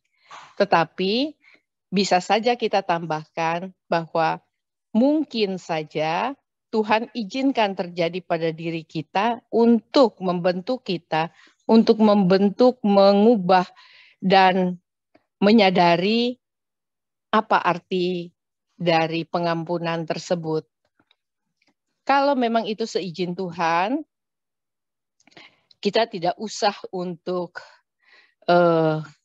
melakukan apapun juga, tapi kita sadari dari hati kita, coba kalau kita belajar bagaimana mengampuni itu seperti apa. Walaupun saudara kita salah, walaupun teman kita itu sungguh-sungguh bersalah, kita juga mau berusaha untuk mengampuni, tetapi kadangkala sampai mentok juga tidak akan bisa bebas gitu. Nah, satu-satunya jalan kita menyadari kembali, kita melihat kembali, dan kita mengoreksi kembali arti dari pengampunan tersebut. Kalau Tuhan izinkan, berarti Tuhan mau kita sungguh-sungguh berubah. Kita sungguh-sungguh mau untuk diri kita sendiri, dan nanti akan jadi pelajaran penting di kemudian hari untuk siapa saja yang pernah mendengar kesaksian kita, atau Tuhan izinkan you jadi pewarta, you tahu arti pengampunan tersebut. Saya banyak kali, pribadi saya ya, jadi walaupun saya udah mengampuni, walaupun saya udah sampai mau putus asa gitu loh, gimana sih ya kita mengampuni itu, tetapi saya sadar bahwa ini pasti dari Tuhan. Maka saya diamkan masalah tersebut, saya bawa di dalam doa, dan saya mohon untuk Tuhan yang ajarkan kepada saya bagaimana saya cara mengampuni. Tetapi dari penyadaran itu saya temukan, Tuhan izinkan terjadi buat saya agar saya sungguh-sungguh dapat mengampuni dengan yang baik dan benar. Jadi tiap-tiap orang itu akan caranya berbeda-beda. Jadi saya juga nggak bisa bilang ya, seperti apa gitu. Sorry ya, suara saya terdengar? Terdengar Bu.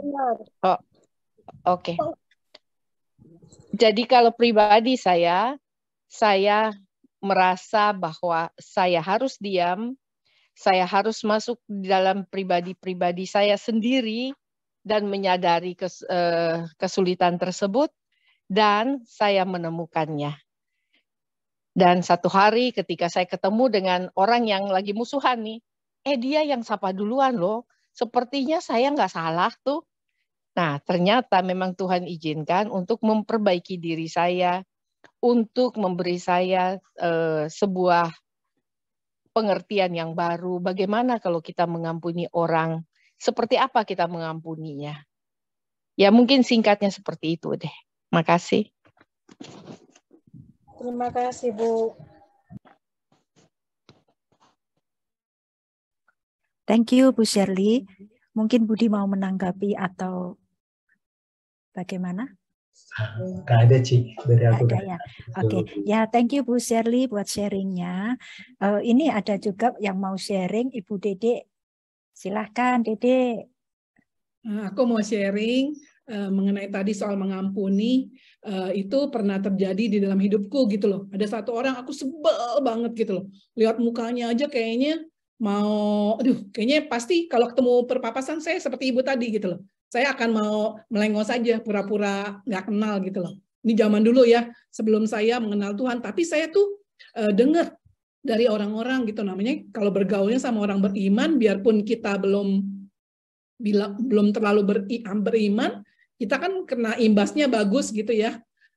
Saya tuh sempat waktu itu dengar gitu dari seorang teman, Dek, salah Dek, katanya. Kamu terbalik, kalau kamu sebel sekali sama orang itu, kamu doain, kamu bilang, Tuhan, saya mau bless dia, Tuhan, biar bless saya. Saya maksudnya kesel sama orang ini, saya tidak bisa mengampuni orang ini atas perbuatannya terhadap saya, tetapi saya Tuhan mau mengampuni, tapi saya belum bisa gitu loh. Tapi terus saya terus dalam doa saya mau bless ini orang gitu loh. Ternyata teman-teman boleh percaya apa nggak percaya ya, tiba-tiba pas lagi orang itu Malah nggak tahu loh dia salahnya apa sama saya. Satu kali dia ke rumah saya gitu loh. Ih, saya kan udah mulai dong. Ada tembok gitu kan, langsung ngapain dia ke rumah saya gitu kan ya. Tetapi miraculously gitu, maksudnya dia nggak tahu loh bahwa dia telah berbuat salah pada saya. Oh gitu ya deh, saya nggak tahu tuh gitu loh. Saya bilang, kamu tahu nggak sampai mama saya gini gitu kan, saya sampai kesel karena berhubungan dengan mama saya gitu kan. Papa saya nggak punya papa, saya udah nggak ada gitu, tapi kan tinggal mama saya. Jadi saya tuh benar-benar marah gitu kan ya, sampai dendam banget. Tapi di situ saya belajar gitu loh, bahwa ini saya udah capek-capek lu berapa tahun benciin dia gitu. Ternyata dianya juga agak tahu gitu loh. Oh, saya seperti itu ya deh. Aduh, so sorry. Dia minta maaf, ampun sama saya. Setelah itu hubungan kita baik. Jadi saya percaya banget kalau kita berdoa sama Tuhan itu, dan kita memang nggak mampu ya, kita juga harus sincere. Tuhan, saya nggak mampu gitu loh. Nggak bisa juga kita bohong. Padahal kita kan jadinya kan namanya bohong kalau gitu, kita belum bisa mengampuni. Tapi dalam hati bilangnya kayaknya bisa mengampuni. Enggak. Bilangnya tetap aja, Tuhan, saya tuh nggak bisa mengampuni. Tapi Tuhan tolong saya untuk bisa mengampuni dia. Terus saya bless, Tuhan berkati hidup dia, berkati hidup dia. Tetapi hasilnya gitu. Saya bersyukur kepada Tuhan. Akhirnya orang itu after that saya punya hubungan bagus sekali. Dan saya bersyukur sama Tuhan karena beberapa tahun kemudian orang itu meninggal. Jadi saya nggak punya hal-hal yang nggak bagus gitu terhadap dia. Saya sungguh bersyukur sama Tuhan. Itu aja tuh, Ti. Thank you Dede. Jadi udah lega ya Dek ya, nggak ada yang mengganjal gitu ya maksudnya. Ya thank you buat kesaksiannya, sharingnya. Apakah masih ada satu lagi mungkin?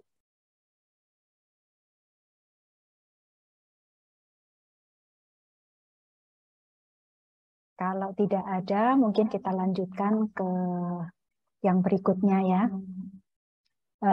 Setelah ini kita akan berfoto bersama, kemudian akan saya bacakan pengumuman, kemudian akan kita tutup dengan satu lagu penutup. Tapi sebelum kita foto, kita buka kameranya terlebih dahulu. Siapa yang mau foto ya? Felix, Sun? Felix. Oh ya, Felix. Teman-teman, kita buka kamera ya, kita mau foto bersama.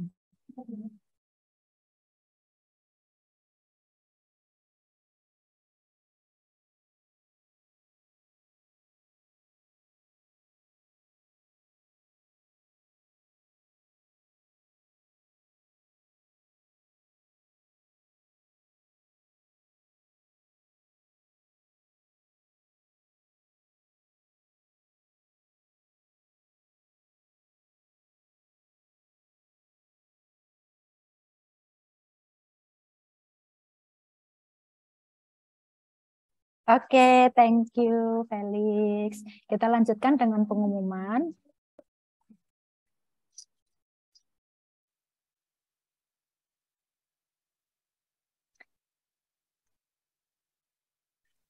Ya, pertama-tama kami dari PD KKIHS mengucapkan terima kasih kepada Saudara Budianto Kusnadi atas kehadiran dan pengajarannya hari ini.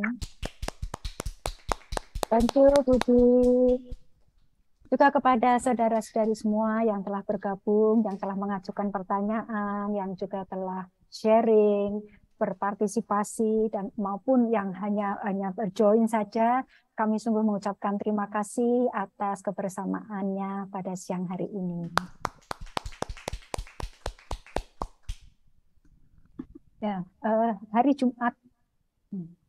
PD selanjutnya adalah di hari Kamis. Jadi hari ini adalah PD terakhir untuk tahun 2022. Tahun depan kita akan berjumpa kembali pada hari Kamis tanggal 5 Januari pukul 14.30 seperti biasa waktu Singapura. Kita akan mengadakan misa bersama dan acara Natal bersama Romo Kamil CICM. Kita akan berusaha ya untuk tanggal 5 ini melakukannya dengan on-site, tapi kita berusaha untuk bisa hybrid. Jadi nanti saya akan infokan untuk mengundang kembali Bapak Ibu seperti biasanya kita membagikan undangannya. Next. Hari Jumat besok, tanggal 2 Desember, akan ada misa Jumat pertama dan adorasi Sakramen Maha Kudus. Dan kebetulan bertepatan dengan hari ulang tahunnya Komindo di Risen Christ yang ke-11. Maka kami mengundang Bapak Ibu semua untuk hadir bersyukur dalam misa Jumat pertama dan adorasi. Sekaligus ada perayaan sedikit ya untuk Komindo ini. Ini diselenggarakan hari Jumat besok pukul 8 malam. Gereja Risen Christ. Alamatnya sudah tertera bersama Romo Sambodo SSCC. Ini adalah acara kebersamaan 3 komunitas, KKIS, KKIHS, dan Komindo. Silahkan untuk memfoto atau men-sharingkan kepada teman-teman, khususnya yang tinggal di Singapura.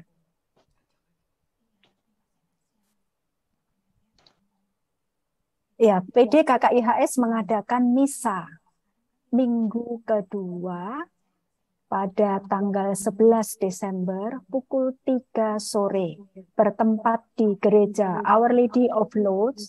Alamat tertera, ini adalah yang menjadi background saya ya. Tapi gereja ini masih dalam renovasi, maka kami akan mengadakan misa di tenda di sebelah gereja ini. Silakan untuk mencatat dan membagikan undangan ini kepada semua orang, khususnya yang tinggal di Singapura. Bersama Romo Rusdi Santoso SSCC. Romo telah bersedia untuk memberikan sakramen tobat 30 menit sebelum misa. Jadi silakan teman-teman yang ingin hadir, ingin melakukan sakramen tobat untuk datang lebih awal. Kami akan mengaturnya sedemikian rupa supaya tidak jam ya. Jadi berdasarkan siapa yang datang terlebih dahulu. Next.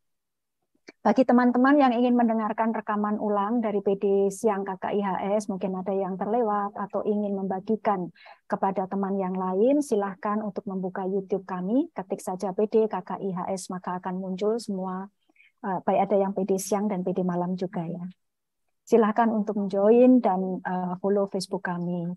Dan juga bagi Bapak Ibu yang baru pertama kali datang dan ingin mendapatkan undangan langsung dari kami, silahkan meninggalkan nomor HP-nya di kolom chat.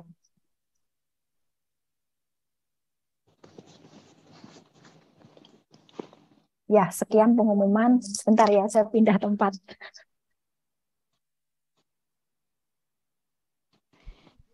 Tuti. Ya, Bu. Kalau mau hadir, tiket ditanggung KKIHS ya? Ya, daftarnya ke Bu Shirley.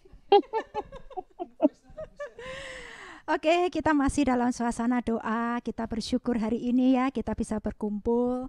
Sebelum kita mengakhiri, kita tutup dengan doa. Budi mungkin bisa bantu berdoa untuk kita semua. Oke, Cik. Mari Bapak Ibu kita satu di dalam doa. Dalam nama Bapa, Putra, dan Roh Kudus. Amin. Toho manara sikina manara te iki manara tu. Allah yang kami sembah dan kami puja. Kami mengucap syukur Engkau boleh membuat kami hadir siang hari ini di tempat ini. Sungguh karena kasih karuniamu kami boleh ada di tempat ini. Dan sungguh karena kasih karuniamu Engkau boleh melawat hati kami satu persatu. Bapa di dalam surga, setiap firman telah kami dengarkan. Biarlah setiap firman yang kami dengarkan boleh tumbuh subur. Kami boleh menjadi tanah yang subur. Ketika kami mengimani firman-Mu, kami boleh menjadi garam dan terang dunia. Kami boleh menjadi berkat bagi pasangan kami. Berkat bagi setiap orang yang menjumpai kami. Dan setiap orang yang bertemu kami boleh melihat siapa Yesus di dalam diri kami. Bapa di dalam surga, kami siang hari ini sudah selesai. Tapi kami percaya bahwa kuasa Allah tidak pernah selesai di dalam hidup kami. Utuslah Roh Kudus-Mu bagi kami yang ada di tempat ini. Roh penolong, karena kami tidak sanggup berjalan sendirian. Karena itu kami butuh roh penolong daripada Engkau. Biarlah siang hari ini roh itu boleh tercurah bagi kami di tempat ini. Bagi kami yang ada di rumah dan tempat kami masing-masing. Agar kami boleh terus berjalan di dalam kekuatan Putra-Mu. Bunda Maria, hadirlah. Seperti Engkau hadir di dalam pernikahan di Kana. Kami tidak pernah tahu kapan cinta kami mulai habis. Kami tidak pernah tahu kapan anggur kami mulai habis. Tapi biarlah daripada Engkau boleh minta kepada putra-Mu untuk boleh terus menggantikan hati kami yang mulai kosong ini dengan hati yang manis yang boleh dicicipi oleh orang banyak. Terima kasih Bunda Maria untuk cinta-Mu, untuk kehadiran-Mu. Kami juga berdoa bagi tim dari PDKK IHS ini baik siang dan malam. Biarlah kuasa kasih-Mu boleh mengalir bagi mereka. Kau boleh perlengkapi segala karunia yang mereka butuhkan untuk melayani Engkau, agar mereka boleh menjangkau lebih banyak lagi jiwa-jiwa untuk datang kepada Engkau. Kemuliaan kepada Bapa, Putra, dan Roh Kudus, seperti pada permulaan, sekarang, selalu, dan sepanjang segala abad. Amin. Amin. Bapa, kami juga ingin berdoa untuk saudara Budi Tuhan yang telah Engkau kirimkan ke tengah-tengah kami. Engkau telah melihat bagaimana dia begitu setia kepada Engkau Tuhan, setia memberitakan kebenaran firman-Mu kemanapun Engkau mengutus dia. Biarlah kami berdoa baginya, bagi keluarganya. Sekiranya Engkau Allah Roh Kudus yang selalu melingkupi dan setiap keperluannya Engkau yang mencukupkan. Engkau yang memberkati pelayanannya, pekerjaannya, keluarganya, dan anak-anaknya. Biarlah Budi dan keluarganya boleh menjadi contoh bagi semua orang yang dekat dan melihat keluarga ini. Betapa Engkau hadir di dalam keluarga ini. Betapa keluarga ini benar-benar mencerminkan ada Engkau yang hidup di dalamnya.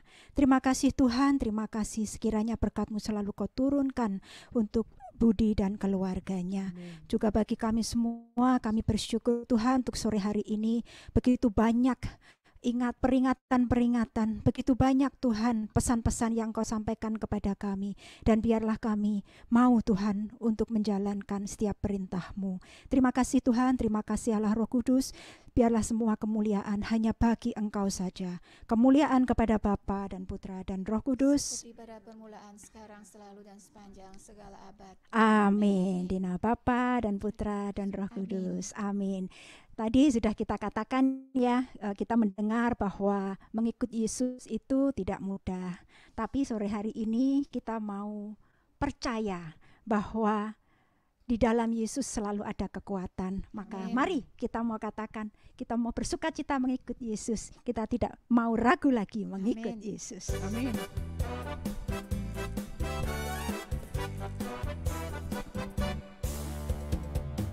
Tiada ku ragu lagi untuk mengikut-Mu Yesus. Tiada ku ragu lagi untuk melayani-Mu. Walau banyak rintangan dan badai pun menerjang, tiada ku ragu lagi untuk selamanya. Kita ulang sekali lagi. Tiada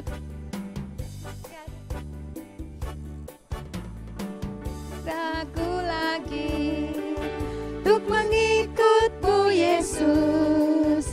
Tiada ku ragu lagi untuk melayani-Mu. Walau banyak rintangan dan badai pun menerjang, tiada ku ragu lagi untuk selamanya. Yesus, Yesus, sahabatku, penolong dalam hidupku. Ku rindu semua orang mengenalmu. Engkau jalan kebenaran yang memberi hidup yang kekal bagi setiap orang yang percaya padanya. Bagi setiap orang yang percaya padamu. Bagi setiap orang yang percaya padamu. Terima kasih, sampai berjumpa kembali tahun Tuhan depan. Yesus memberkati kita Selamat semua. mempersiapkan hari Natal bersama keluarga, mempersiapkan liburan. Nah, silahkan untuk unmute, mungkin untuk menyapa Budi. Thank you. Ya, makasih Pak Budi, makasih Dede, makasih Tuti. Thank you Yeni for coming. semuanya. Teman-teman. Ya, makasih. Bye. Sehat ya. Terima kasih.